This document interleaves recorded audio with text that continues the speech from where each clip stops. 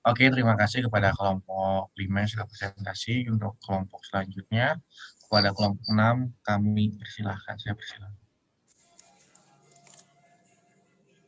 Assalamualaikum warahmatullahi wabarakatuh.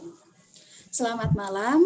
Kami dari kelompok 6 ingin mempresentasikan mengenai topik pengayaan dalam pengelolaan sumber daya manusia dengan saya sendiri, Soim Lailatul Rahma, rekan saya Ilham Maulana dan Ilham Ridho Alkat. Selanjutnya,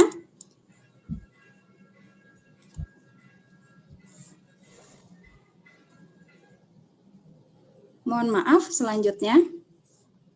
Slide yang table of content ya. Tapi belum. Di sini udah masih nge-lag, Ham. Udah keganti belum? Belum. Udah. Sip. Nah, selanjutnya ini merupakan topik pembahasan yang akan kita bahas pada malam hari ini. Yang pertama yaitu membangun hubungan karyawan yang positif, yang kedua yaitu hubungan kerja dan perundingan bersama. Selanjutnya, yang pertama itu ada membangun hubungan karyawan yang positif. Selanjutnya, membangun hubungan karyawan yang positif itu apa sih? Yaitu membangun hubungan dari si pemberi kerja atau pemimpin kepada karyawannya yang saling bersinergi positif untuk mencapai tujuan perusahaan. Selanjutnya, dalam hubungan kerja ini memiliki 3 dimensi, diantaranya yaitu serikat pekerja, karyawan, dan perusahaan. Nah, ketiganya ini memiliki peran untuk menjaga hubungan yang harmonis. Berbicara mengenai hubungan yang harmonis nih di dalam lingkup internasional, dikenal dengan organisasi ILO atau International Labour Organization, yaitu wadah bagi pekerja di seluruh dunia untuk memperjuangkan hak-hak karyawannya. Selanjutnya akan dilanjutkan oleh rekan saya Ilham. Baik, selanjutnya kita akan ngebahas tentang serikat pekerja.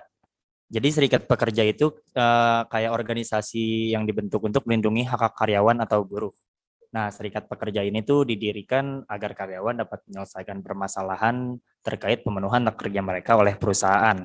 Nah, serikat pekerja yang pertama kali ada di Indonesia itu ada Netherlands Indisch Onderwijsgenootschap atau NIOG atau Serikat Pekerja Guru Hindia Belanda yang dibentuk pada tahun 1879. Berbagai macam serikat buruh ini tumbuh bersamaan dengan organisasi perjuangan kebangsaan seperti Budi Utomo dan Sarekat Islam. Nah, lalu fungsi serikat pekerja itu yang sebagaimana diatur dalam pasal 4 ayat 2 Undang-Undang Nomor 21 tahun 2000 ada 6. Yang pertama itu ada sebagai pihak dalam pembuatan perjanjian kerja sama dan penyelesaian perselisihan industrial.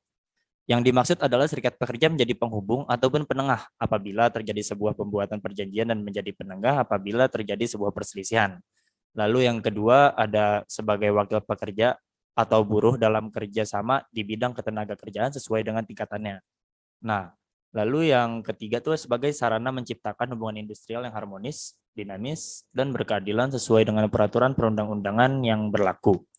Nah, lalu yang keempat itu adalah sebagai sarana penyalur aspirasi dalam memperjuangkan hak dan kepentingan anggotanya. Kelima, sebagai wakil pekerja atau buruh dalam memperjuangkan kepemilikan saham di perusahaan.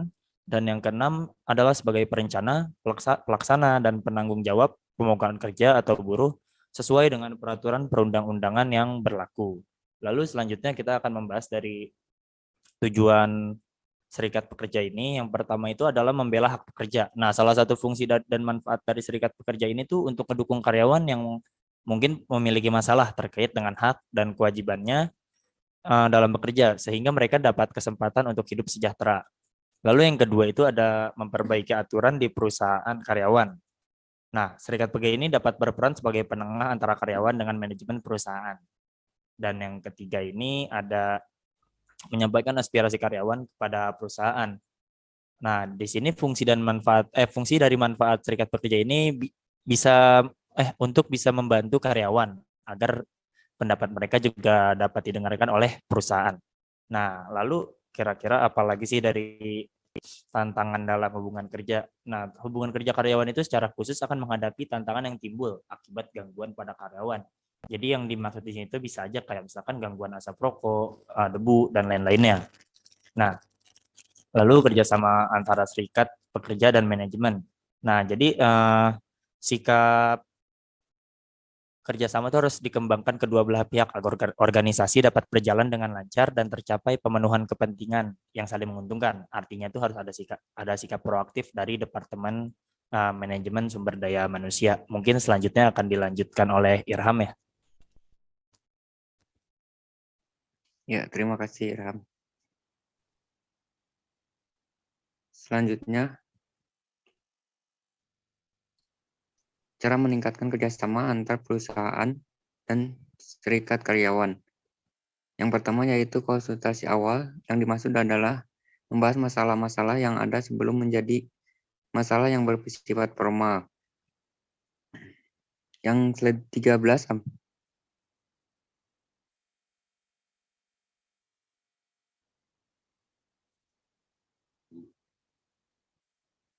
atasnya lagi, maaf. Nah. Lalu yang kedua, slide 13, sorry. Lalu yang kedua ada perhatian terhadap masalah dari kesejahteraan karyawan. Yang dimaksud adalah harus peka terhadap situasi dan selalu terbuka apabila ada keluhan atau permasalahan yang terjadi.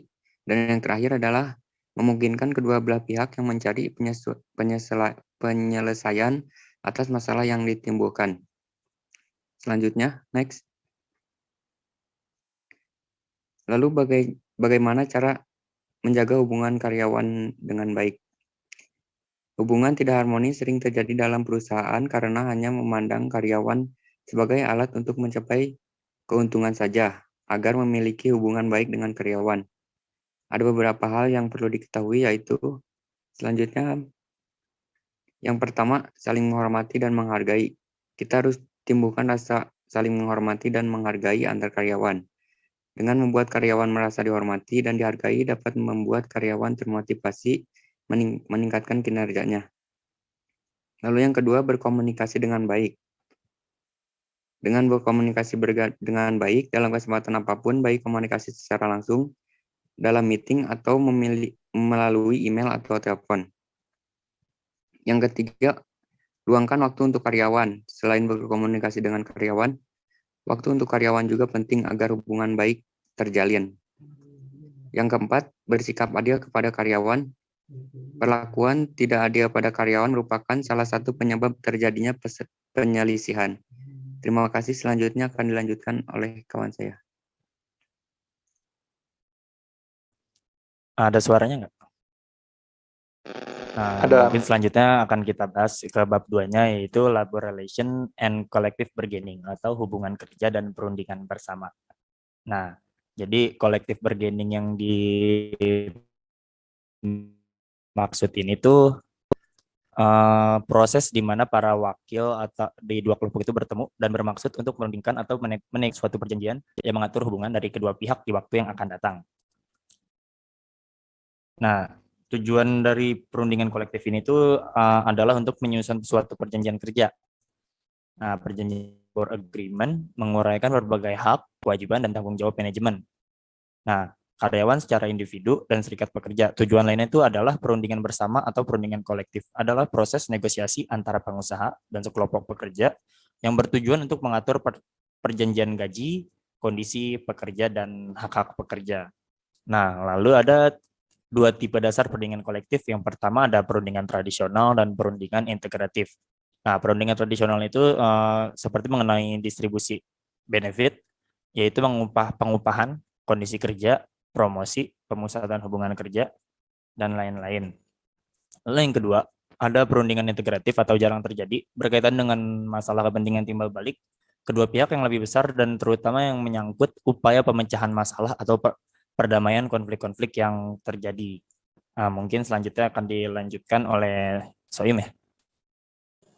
Terima kasih kepada Ilhan. Selanjutnya akan saya jelaskan mengenai faktor-faktor pengaruh dalam perundingan kolektif. Sebelumnya sudah dijelaskan mengenai apa itu perundingan kolektif. Nah, di sini ada juga nih faktor-faktor pengaruhnya nih dalam perundingan. Yang pertama itu ada cakupan perundingan.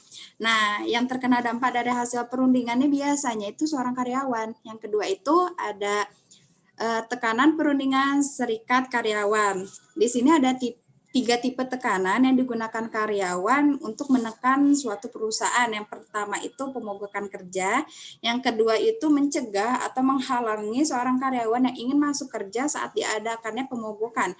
Yang ketiga itu pemboikotan. Selanjutnya,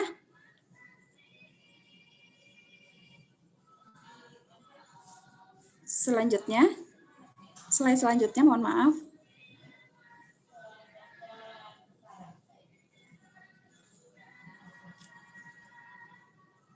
Nah, yang ketiga ini ada peranan pemerintah. Nah, biasanya karyawan senang banget. Senang banget nih kalau pemerintah udah turun tangan untuk mengatasi masalah hubungan ketenaga kerjaan. Nah, seperti contoh itu membentuk perundang-undangan dan peraturan pemerintah. Peraturan pemerintah di bidang perburuan. Yang keempat itu ketersediaan perusahaan. Nah, biasanya ini di sini tuh perundingan suatu perusahaan dengan karyawannya dengan cara terbuka. Selanjutnya, nah di sini slide selanjutnya, mohon maaf. Nah, di sini ada norma-norma dalam hubungan industrial nih. Di dalam hubungan industrial tuh terdapat norma-norma juga. Nah, di antaranya ada makro minimal dan makro kondisional. Makro minimal itu apa sih? Makro minimal itu hak-hak dari karyawan dan perusahaan yang tertuang dalam undang-undang ketenaga kerjaan dan peraturan pemerintah. Yang kedua itu ada makro kondisional, yaitu perjanjian antara si karyawan dan organisasi itu sendiri. Selanjutnya, nah, dengan adanya kedua makro di atas tersebut menjadikan karyawan dan perusahaan lebih mudah dalam menyelesaikan perselisihan yang terjadi di dalam perusahaan. Sekian presentasi dari kelompok 6. Apabila ada kesalahannya kami mohon maaf. Apabila ada yang ditanyakan silahkan ditanyakan. Terima kasih. Akhirul salam. Wabillahi taufiq wal hidayah. Wassalamualaikum warahmatullahi wabarakatuh. Boleh bertanya teman-teman? Saya mau nanya dong, Sel. Silakan.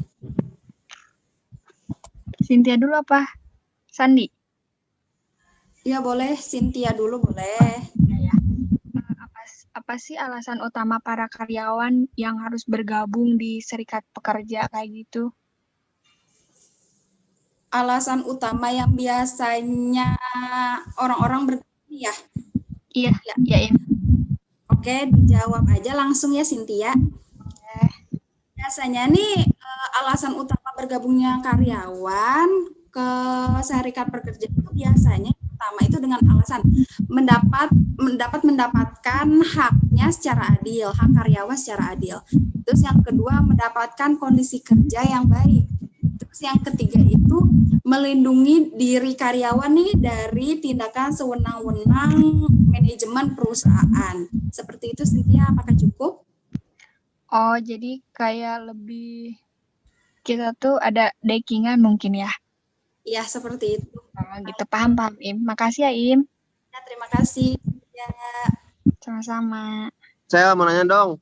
Ya, boleh. Soal tadi yang perundingan kolektif tuh. Tolong dijelasin dong tuh apa sih yang dimaksud dengan perundingan kolektif dan di tempat kerja itu apa sih yang dirundingkan?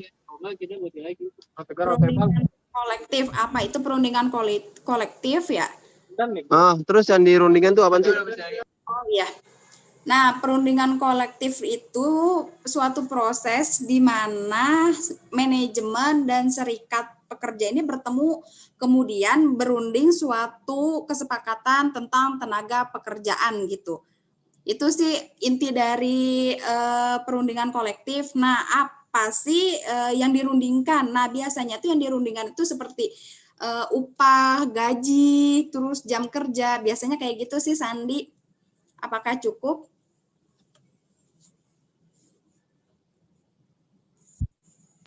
Iya Sel, paham Sel. Makasih ya Sel penjelasannya. Ya, terima kasih Sandi. Soim, Cakra mau nanya dong, Soim. Saya Ya, mau nanya dong. Kan. Halo. Saya Puji Prananda ingin bertanya. Untuk Cakra tadi Saya ya. ingin bertanya, apakah serikat pekerja pada suatu perusahaan dapat dibekukan? Mungkin Gimana? rekan Sudah dipahami? lain yang ingin menjawab. Mungkin dijawab aja ya. Berdasarkan dari UU nomor 21 tahun 2000 itu udah ditegasin kalau serikat pekerja itu nggak bakalan bisa dibubarin atau dari pemilik perusahaan. Soalnya emang itu udah ketentuan tetap aja sih. Kira-kira begitu. Oh, berarti udah ada UU-nya ya untuk pembekukan serikat pekerja itu ya. Oke, baik. Terima kasih. Jawabannya sangat puas ya. Terima kasih Puji. Soim, Cakra mau nanya, Soim. Baik, Ya, cukup boleh. sekian dari kelompok kami.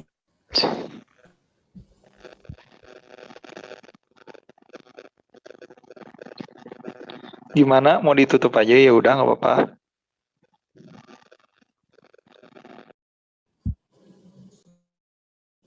Mohon maaf ya, Cakra, karena waktunya. Ya nggak apa-apa, Im. Slow. Lanjut. Terima kasih semuanya. Maaf apabila adanya kekurangan dari kelompok kami. Wabillahi taufiq wa hidayah. Wassalamualaikum warahmatullahi wabarakatuh.